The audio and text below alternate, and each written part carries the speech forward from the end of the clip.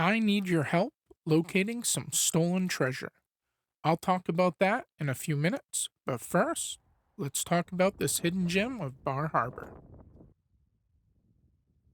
Hello, everyone. I'm Adam with AEW Maine Treasure Adventures. Today, we are going to look into a story that was brought to my attention, and for the first time in a long time, I hadn't heard anything about this story. My former science teacher at Connors Emerson Elementary School, Mr. C, came up to me and asked if I knew anything about the cross that was on top of the St. Saviour's Episcopal Church in downtown Bar Harbor. I replied that I had not heard of any story about the cross. Mr. C then told me what he had heard, that it was given to the church by France after World War II, and wanted to confirm if it was true or not. I was intrigued and wanted to find out the entire story. I let him know I would do some research and get back to him. The first thing that I did is check out a bunch of old postcards that I have of Bar Harbor. I have a bunch that date back as far as 1900. I knew I had some with the church in it. I found a couple of them right away. One from 1918, another from 1939, and one other that was older, but it doesn't have a year on it. I'm guessing before 1910. The one thing that I could clearly see is the cross. So I can at least verify that that cross was there before World War II and before World War I. I was starting to believe that the cross story was busted, which it was 100%. So I went back to Mr. C and told him that I have proof that the cross has been there before all the major wars. Now, from prior experience, I also know from every story that I've ever heard is there are always some truths and some things that get lost in time. I was determined at this point to figure out where this story came from. I analyzed the postcards, searched online, but found nothing. I talked with a number of folks that went to the church. None had heard any story like this. I even went back to my postcards after finding some newer ones from the 1960s and 70s to see if there's any differences in them. But only a couple of things had changed. A rooster on top of the roof, way after the war. Some of the landscape changed a bit, and the 10-bell tower was added. I was down to my last couple of options that might shed some light on this. St. Saviour's Episcopal Church opens their museum every Wednesday from 10 a.m. to 2 p.m. If you get a chance to go check it out, do so. A lot of history of the church and the town can be found in and around the building. That's exactly what I did the very next Wednesday. I went in and asked about the cross and explaining what I found through my research. The most amazing person was there running the museum. Not only did she know what I was talking about, but she showed me other amazing history items of the church and the stories behind them. She also confirmed that the cross was there since the part of the building was built. France didn't give the cross. It didn't come from any of the world wars. She then said, however, right next to the cross is another object. It is the weather vane with the rooster at the top. This is where the real story begins. World War II was in full effect. June 6, 1944. The Allied invasion of Normandy, France, was taking place, codenamed D-Day. It was the beginning of the liberation of France. By the end of August 1944, the Allies had liberated all of northern France, including Paris. As these towns were liberated, the townspeople were so grateful and wanted to show their gratitude for these superheroes that were putting their lives on the line to save the country from the Nazis invading it. The Nazis had been destroying just about everything in their path as they invaded each town in France throughout World War II.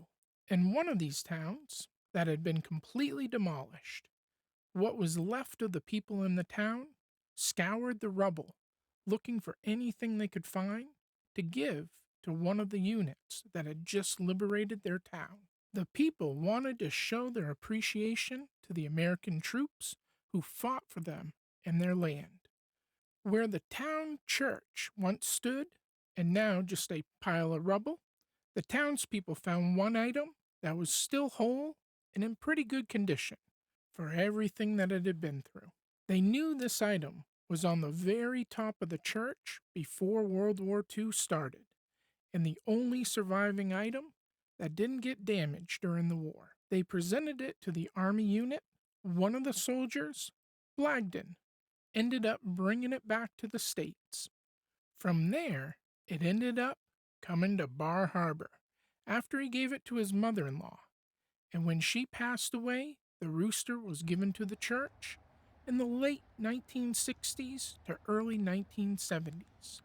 The exact date it was given to the church is a little murky, but based on the postcards that I've been able to put in order of date, it was most likely somewhere between 1964 and 1977, because the postcards I have after that date shows the rooster and the cross being on the roof from at least 1978 on. I don't have any postcards from 1964 through 1977. The meaning of the rooster on top of a church in Normandy, France was and is still a symbol of vigilance and is often referred to as the Gaelic rooster, which represents the French nation as a whole. It's a common sight on church steeples across France, even today, due to its association with the country's history.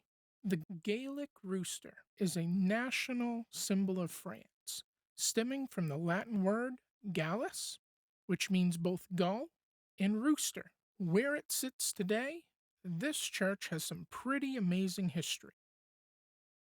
St. Saviour's Episcopal Church is the oldest, largest, and tallest public building on Mount Desert Island. This historic church complex is located at 41 Mount Desert Street in Bar Harbor, Maine. Built over a few major construction campaigns between 1877 and 1938, the main church building appearance is a reflection of its history. The oldest portion was built in 1877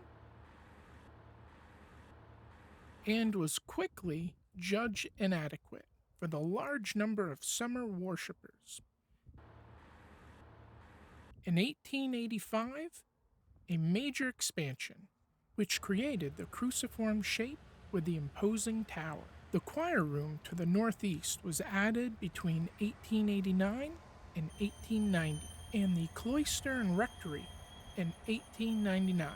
A chapel at the western end was added between 1901 and 1902. The 10-bell carillon was added in 1938, representing the last major addition to the complex. This church has its fair share of amazing history, but also one major theft story. The interior of the church is graced by 12 stained windows, all memorials to loved ones, and installed between 1886 and 1907.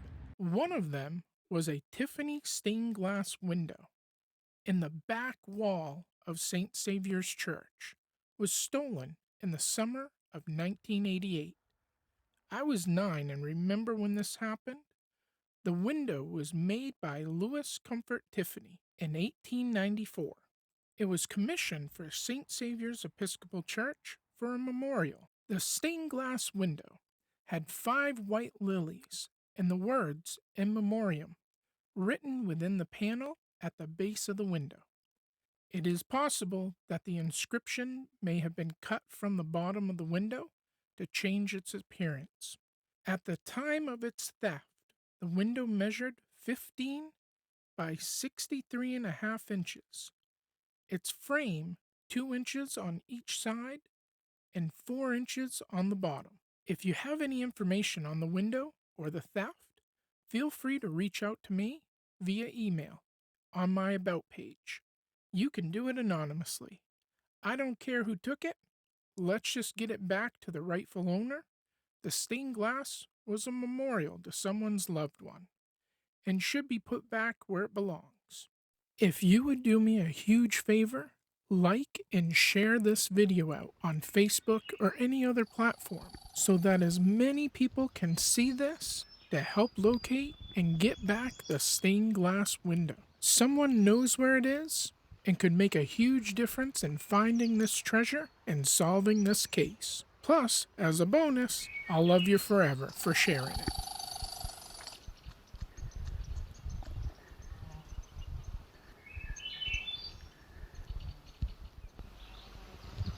Until the next adventure, AEW out.